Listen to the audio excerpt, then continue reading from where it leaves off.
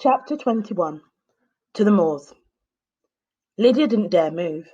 One blink in the wrong place and it would be her last. Amongst those before her, Lydia saw Fran's dad, and by his side was Fran, who glared at her with very recognisable contempt. "Put your hands up, both of you," Mrs. Joyce said. Frightened, Lydia looked up at her brother. "Please, you don't understand," Lydia began. "Oh, we understand all right," said Fran's dad. "You tried to betray us to the tyrant, but we got here before he could summon his security police against us." "That's not true," Lydia cried. "Mike, tell them that's not true." Mike looked from Lydia to Daniel and back again. Uncertainty warred with his hatred of the tyrant. "Mike, are you okay? Did he hurt you?" his mum asked anxiously. Mike's expression cleared. He stepped away from Daniel and Lydia to join his mum. "You arrived just in time, Mum," said Mike. "I told Lydia to make a break for it, but she wanted to stay here with him." Lydia blinked back the tears as she listened. All the faces, all the expressions, the feelings, they were mirror images of old Lydia's upstairs. "Fran, please, you know why I wanted to see Daniel. Tell them why." Lydia couldn't believe this was happening. Not now, she was so close. "You mean your story about coming from the past?" Fran scoffed. "I'm ashamed to say I actually believed you until Mrs. Joyce and I realised what you were up to. You were sent by the tyrant to infiltrate us, weren't you?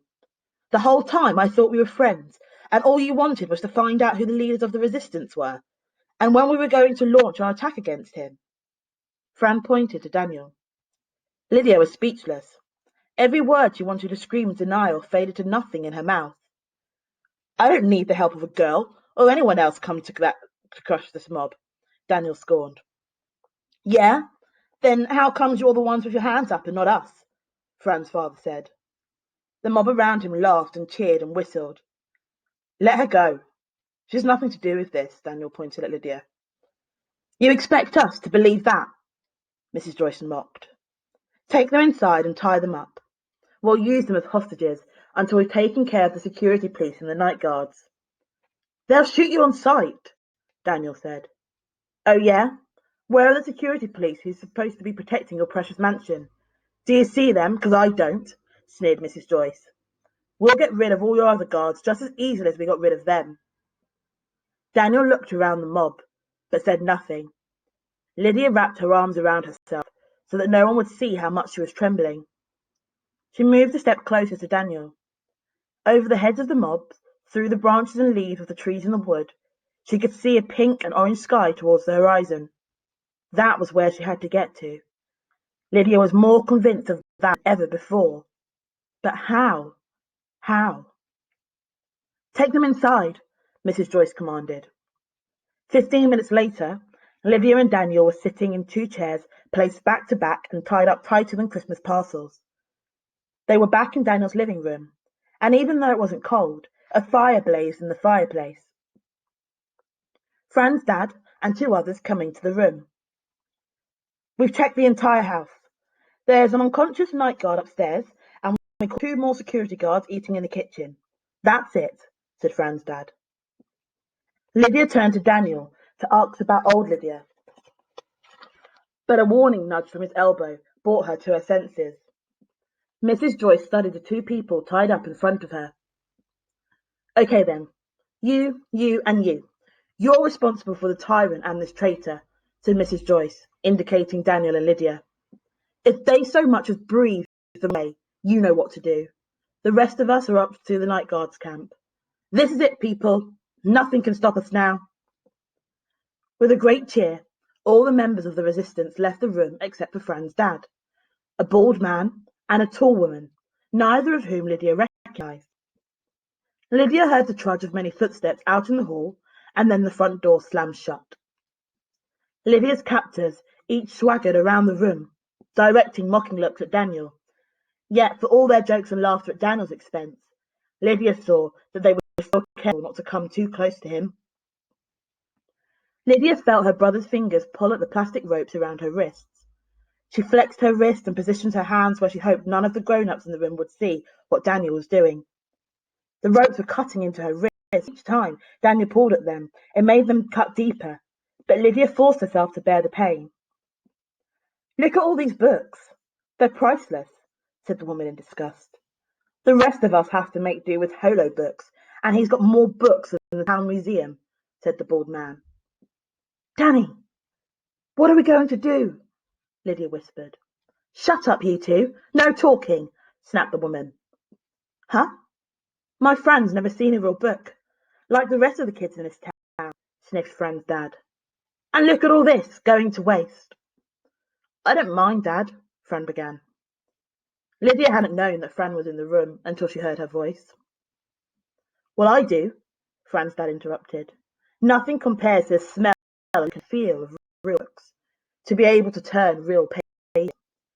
But I can do that now, said Fran. I can access any book ever published just by saying its name, or the name of the author, or by giving the genre or subject matter. The holo book can read to me or translate to or from any language, or link to any other book at a single command. Plus, I get to video conference with anyone else reading the same book. The holo books are 10 times better than real books. No, they're not, Fran's dad argued. But I said no, they're not. And that's all there is to it, snapped Fran's dad. And all the while, Daniel's fingers worked a knot, which secured Lydia's wrists. Dad, you should go and see what else the tyrant got in his house that we can use, said Fran slowly. Once the others get back here, it'll be every person for themselves. And what about our prisoners? The bald man asked. I'll look after them. They're not going anywhere, Fran replied. Lydia tried to turn her head to see Fran, but she was bound too tightly. She wished she could just see Fran's face. We're not leaving you alone with those two, especially the tyrant, frowned Fran's dad. I'll be fine. If they try anything at all, I'll shoot first and ask questions later, said Fran.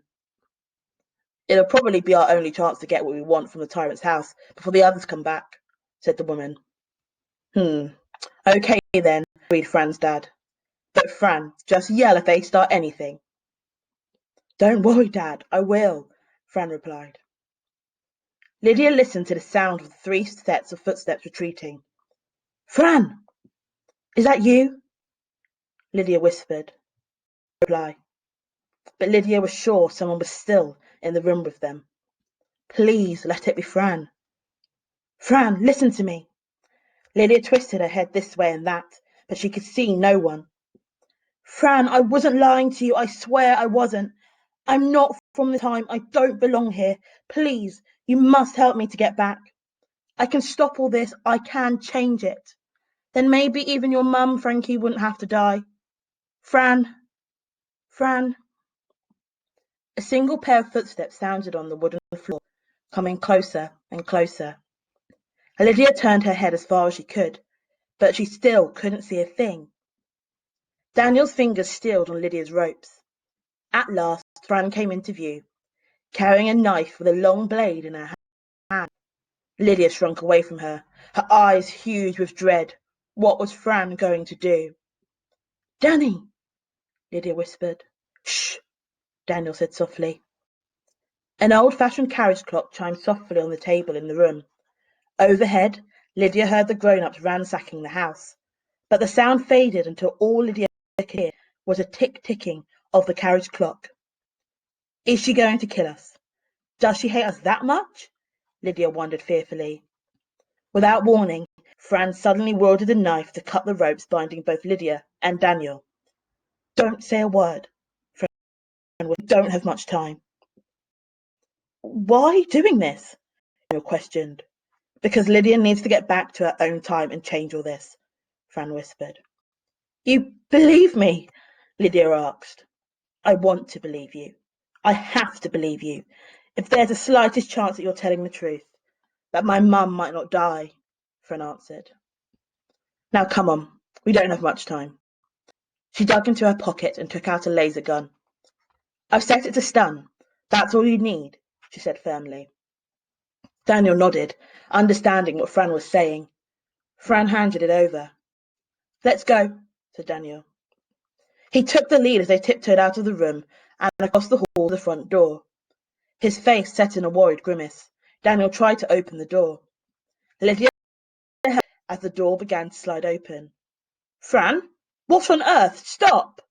Fran's dad stood at the top of the stairs. Quick! Daniel pulled Lydia and Fran through the half-opened front door. My car! Over there, he pointed.